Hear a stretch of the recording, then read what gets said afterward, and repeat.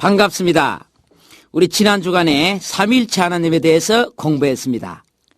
인간의 구원의 밥상이 차려질 때에 세 분 하나님이 함께 동참을 했습니다. 성부 하나님은 구원을 계획하시고, 성자 하나님은 그 계획대로 실행하시고, 성령 하나님은 그 현장을 보존하시고, 이렇게 세 분의 하나님이 각기 다른 사역을 통해서 합작품으로 구원을 완성하시고, 이제 그 테이블로 인생들을 초청하시는 것입니다. 그러므로 이제 인간이 구원을 받으려면은 세 분 하나님의 도움을 다 받아야 합니다.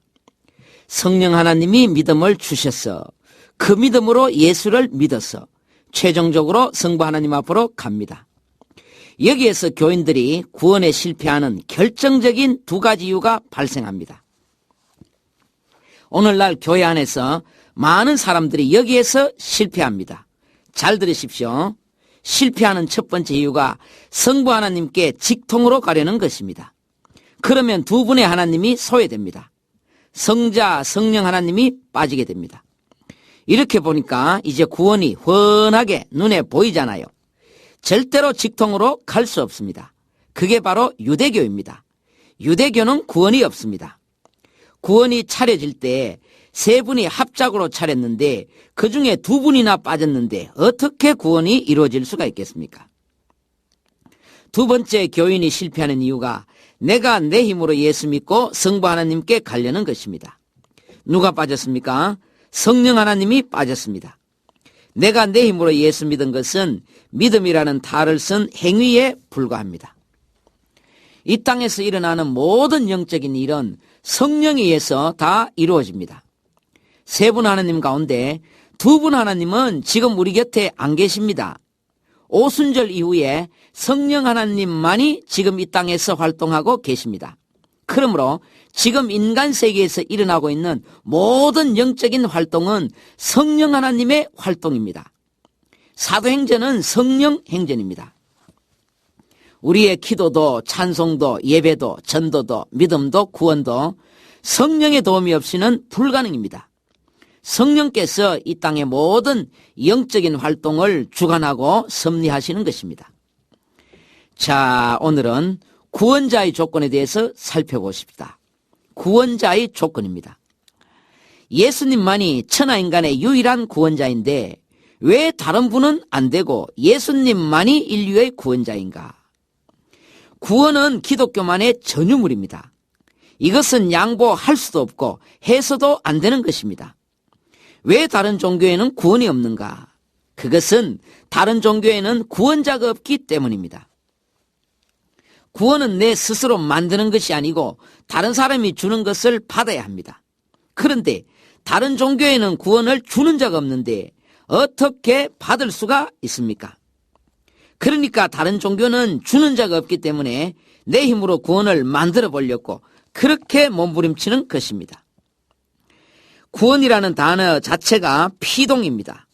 내가 해결할 수 없는 것이 구원입니다.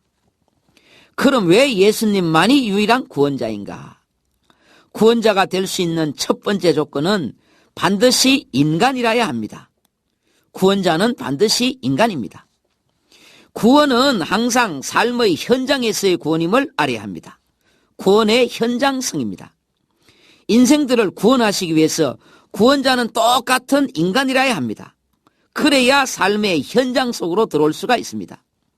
그래서 예수님은 우리와 똑같은 인간으로 오셨습니다. 잉태의 방법만 달랐지 우리하고 똑같습니다. 모태에서 10달을 계셨고 영아기, 유아기, 유년기를 다 거쳤습니다. 우리와 똑같이 피곤을 하셨고 목마르셨고 배고팠고 주무셨고 시험을 받으셨습니다. 이게 바로 삶의 현장입니다. 예수님이 어느 날 갑자기 슈퍼맨으로 짠 하고 오실 수도 있었습니다. 그러면은 우리하고는 다르잖아요. 우리는 그런 몸이 아닌데 예수님 만약 그런 몸으로 오시면은 현장성이 없어집니다. 구원자가 될 수 없습니다. 예수님 우리하고 이렇게 똑같은데 딱 한 가지 다른 게 있습니다. 그게 바로 죄가 없다는 것입니다. 죄가 없으려면은 혈통이 달라야 합니다. 예수님도 우리 혈통으로 오시면은 죄인입니다. 그러나 예수님하고 우리하고는 혈통이 다릅니다. 우리는 다 아담의 혈통입니다. 남자의 후손입니다. 죄인 혈통입니다. 그러나 예수님은 우리하고는 전혀 엉뚱한 돌연변이 혈통입니다. 여자의 후손입니다. 여자의 후손이란 말은 인간적인 아버지가 없다는 말입니다. 그래서 마태복음 1장 족보에 보면은 남자가 남자를 낳습니다. 아브라함이 이삭을 낳고 이삭이 야곱을 낳고, 아기를 낳는 수고는 여자가 합니다. 그러나 정작 그 씨는 남자의 씨입니다. 그래서 남자가 낳는 게 맞습니다. 우리나라 이조시대 시인 정철의 시조에도 보면은 아버지 날 낳으시고 어머니 날 기르시니 하는 시가 있습니다. 이 시인의 말이 맞아요. 아버지가 자식을 낳습니다. 그게 또 성경의 가르침입니다. 그래서 족보에 보면은 남자가 남자를 계속 낳다가 마지막에 보면은 마리아에게서 그리스도라 칭하는 예수가 나시니라 이렇게 되어 있습니다. 다른 사람은 다 남자가 낳았는데 예수님은 남자가 낳은 것이 아니고 마리아라는 여자가 낳았다. 여자의 후손이다 하는 것입니다. 이 동정녀 탄생이 굉장히 중요합니다. 예수님의 첫 번째 뿌리가 동정녀 탄생입니다. 이걸 못 믿으면은 그 다음에 나오는 부활이나 십자가 사건을 다 믿어봐야 헛짓입니다. 그 예수는 다른 예수입니다. 오래전에 미국의 어느 신학교에서 신학생들에게 설문조사를 했습니다. 동정녀 탄생을 믿느냐? 3분의 2가 나는 안 믿습니다 했습니다. 미국의 신학생들 가운데 3분의 2가 안 믿었어요. 성경은 하나님의 말씀인데 하나님의 말씀을 이렇게 과학으로 이성으로 판단해 버렸습니다. 하나님은 전능하신 하나님입니다. 하나님을 그저 힘센 뽀빠이 정도로 아시면은 안 됩니다. 이 동정녀 탄생이 왜 그렇게 중요하냐 하면은 죄는 빚입니다. 빚이기 때문에 이 빚은 하나님 앞에 반드시 갚아야 합니다. 그런데 이 죄의 빚을 갚는 방법이 두 가지 방법입니다. 하나는 자기가 직접 갚는 방법입니다. 이것이 자속입니다. 자속. 두 번째는 남이 대신에 갚아주는 방법으로 대속입니다. 인간은 죄의 값을 자기 스스로 갚지를 못합니다. 자속이 안 돼요. 그래서 예수께서 대속하시기 위해서 오셨습니다. 그러려면 자기는 빚이 없어야 남의 빚을 대신에 갚아줄 수가 있지. 자기도 빚에 허덕이는 사람이 어떻게 남의 빚을 갚아줄 수가 있겠습니까? 예수께서 죄인이 아닌 죄의 빚이 없는 혈통으로 오시는 것이 바로 동정녀 탄생인 것입니다. 그래서 예수님은 죄가 없을 뿐 아니라 죄가 뭔지를 알지도 못하시는 분입니다. 제 친구 목사님 가운데 충청도 시골에서 목회하시는 분이 계십니다. 그 목사님 아들 하나가 있는데 금년에 나이가 28입니다. 아주 키도 크고 우람하고 신체 건강한 청년입니다. 그런데 그 청년은 죄를 몰라요.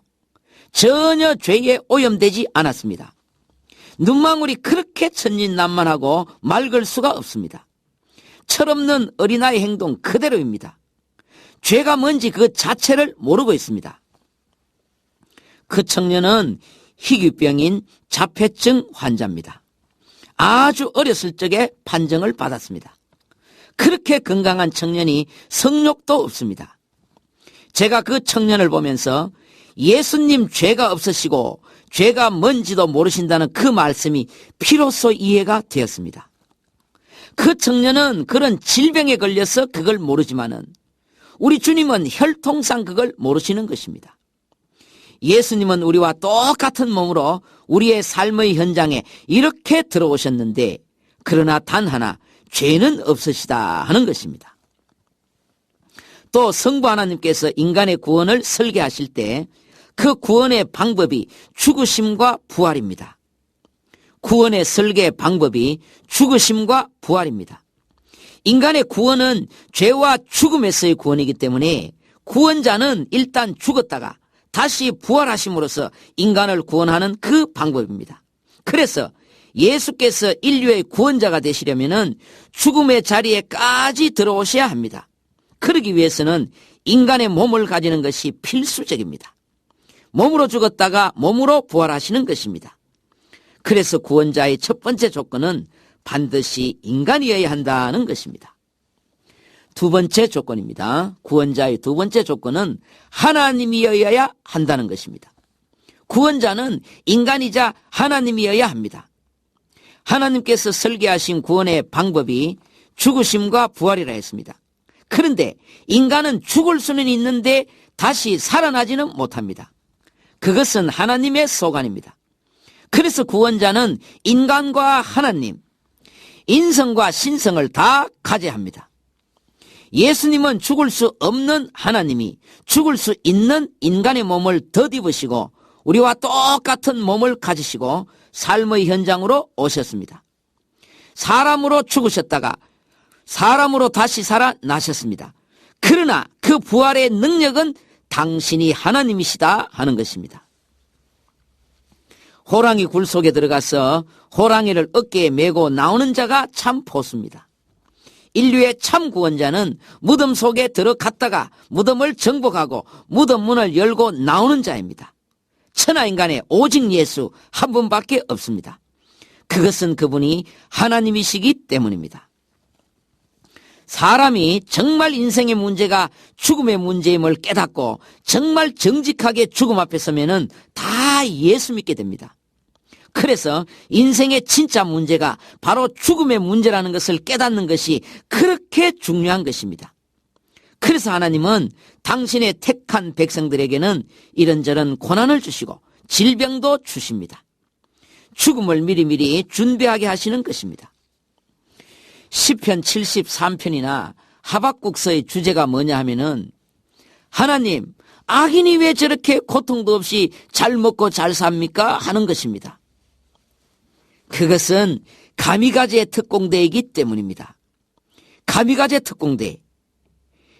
2차 대전 말기에 일본이 전세가 기울자 가미가제 특공대를 조직을 했습니다. 비행기가 날아가서 미국 함대에 자폭하는 것입니다. 살아서 돌아오지 못하는 특공대입니다. 그 특공대가 출격하기 전날 밤에 이 지구상에서 가장 호화로운 파티가 열립니다. 산의 진미의 음식과 노래와 춤과 아름다운 파티가 펼쳐집니다. 일본 천황까지 그 자리에 참석합니다. 꽃다운 나이에 내일 죽으러 가는 전날 밤에 이렇게 그들을 위로해 줍니다. 그러나 그 옆방에는 특공대가 아닌 사람들이 모여서 그냥 된장찌개나 먹고 있습니다. 아니 천황폐하 각하, 우리는 된장찌개나 비빔밥 주고 왜 저들은 저렇게 산의 진미를 줍니까? 이렇게 말하는 사람 아무도 없습니다. 저 사람들은 가미가제 특공대입니다. 오늘 밤이 자기들 인생의 마지막 밤입니다. 불신자들의 삶은 가미가제 특공대의 삶과 같습니다. 내일 인생 70년이 죽는 것이 아니라 오늘이라도 당장에 죽으면은 영원히 돌아오지 못하는 지옥으로 떨어집니다. 우리 하나님은 공평하신 하나님입니다. 그들도 이 땅에서의 마지막 삶이라도 좀 평안하게 잘 먹고 잘 살아봐야지요. 그것이 바로 누가복음 16장의 부자와 거짓 나라서로 비유의 교훈입니다. 그러므로 사람이 한평생 아무 걱정 없이 평안하게 잘 살다가 갑자기 한순간에 벼랑 끝에 서서 죽음을 맞이하게 되는 것만큼 불행한 것은 없습니다. 그래서 악인은 죽는 날까지 고통이 없다고 했습니다. 그것은 철저하게 하나님 앞에 버림받은 인생입니다. 그러나 성도는 하나님께서 생애의 중간중간에 삶을 중간 결산해 볼 수 있는 기회를 주십니다. 그런 기회가 얼마나 영혼을 위해서 중요한지 모릅니다. 그때 성도는 진실로 하나님 앞에 감사드려야 합니다. 고난당하는 것이 내게 유익이라. 이 말씀은 단순히 위로하기 위한 말씀이 아닙니다. 진리입니다. 그때 정말로 큰 것을 얻습니다.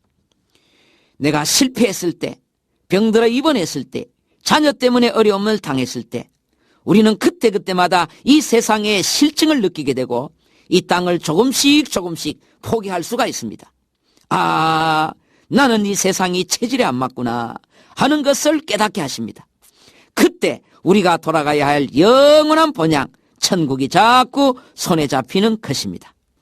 은혜로운 날 되십시오.